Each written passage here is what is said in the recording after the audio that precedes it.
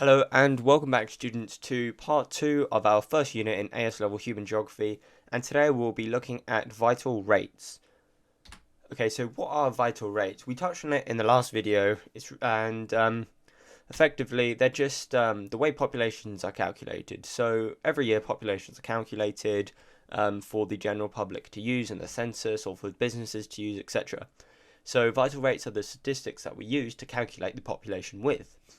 So there's going to be quite a few different types of vital rates in this video. I would advise you, there's going to be quite a few definitions, so copy these down and then that will help you a lot in the questions at the end. So firstly we have the birth rate, which is effectively the number of live births per year per thousand in a population. So to calculate this, we do the number of live births in a population divided by 1,000, nice, straight and forward. So alternatively, there's the death rate, which is the complete opposite, which is the number of deaths per year per thousand in a population every year. So you could probably assume that is the number of deaths in a population divided by 1,000. So birth and death rate are effectively exactly the same. The only thing is, in the birth rates definition, you substitute in live births instead of deaths. Okay, so now we have the infant mortality rate, IMR, and this is actually quite a big factor in population, which we'll see later on in the topic. We have to be able to speak about infant mortality rate quite a bit, so this is an important definition. And it's the number of deaths of infants which are aged 1 year and below. So any sort of baby that's aged 2 years and above isn't classified as an infant, but instead probably a toddler. Per thousand of a population per year. So in order to calculate this, we get the number of deaths of infants in a population divided by 1,000. So if you're sort of drawing links between these, we have a link between birth and death rate. It's just the word live births. And infant mortality rate is exactly the same as the death rate, but instead it's the deaths of infants. Right, okay, moving on. The migration rate. Before I touch on this, heads up, I am of course moving a little fast in this video as opposed to writing down. Feel free to pause and then playing, because I'm going to be here all day for you. Anyway, moving on to the migration rate. So the migration rate is difference in the number of people entering and leaving the country per year per thousand. Okay, so in order to calculate this, we get the number of immigrants or emigrants minus its counterpart divided by the total population. So for example, if the immigration rate is, let me see, if it's per year per thousand, we say 50, and the immigration rate is 30, then we have to do 50 divided by 30, divided the total population to get you your number. Okay, life expectancy. This one I guess most people already know, but we have to be able to define it correctly, and that is the average number of years one is predicted to live. So the calculation really is the average age of death.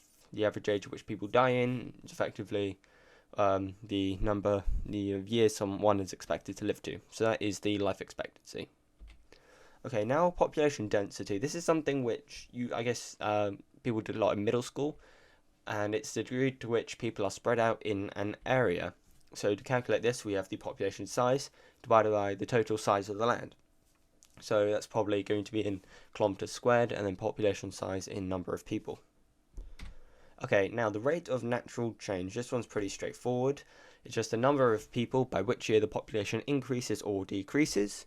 So birth rate minus death rate divided by 1,000, or really which number is highest divided by the 1,000. Actually no, birth rate divided by death rate divided by 1,000, of course. So then that way you have a negative number in case the population has decreased, which normally it doesn't really, but it does in some European countries such as Germany, perhaps Lithuania, and starting to be the UK as well. Okay, the fertility rate. This is actually quite an important factor of population growth and change as well, and it is the average amount of children that a woman is expected to have in her childbearing age. So how do we calculate this? It's just total number of births divided by number of women. So in other words, number of births per woman on average. Okay, the replacement level. Now this is a concept which you wouldn't have heard before, perhaps in GCSE geography, but it's really just the number of children needed to be born to maintain the population size. So we don't really have a calculation for this, but how it works out is if you were to have two parents which have a child, you're replacing two people in the world that are only passing on their, genetic material to one boy or one girl.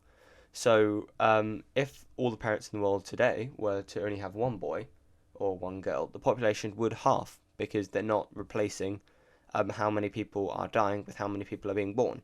So, if you were to have two boys and girls or two children for every two parents, then you're replacing exactly the number of parents with the number of children. However, not all parents have children, so the replacement level today stands at 2.1.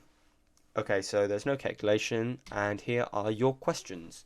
So you should give the calculations for these. Once you have done that, I would move on, unclick pause, move on to the answers. Feel free to go through your notes because that's a lot of definitions and information that we've just gone through. So once you have done that, hit play again, find your answers, and move on to the next video.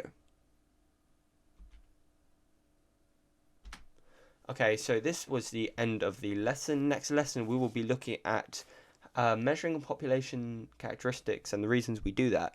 So if you are content with your progress this lesson, I'd move on to the next one in the playlist. And until then, I will see you next time.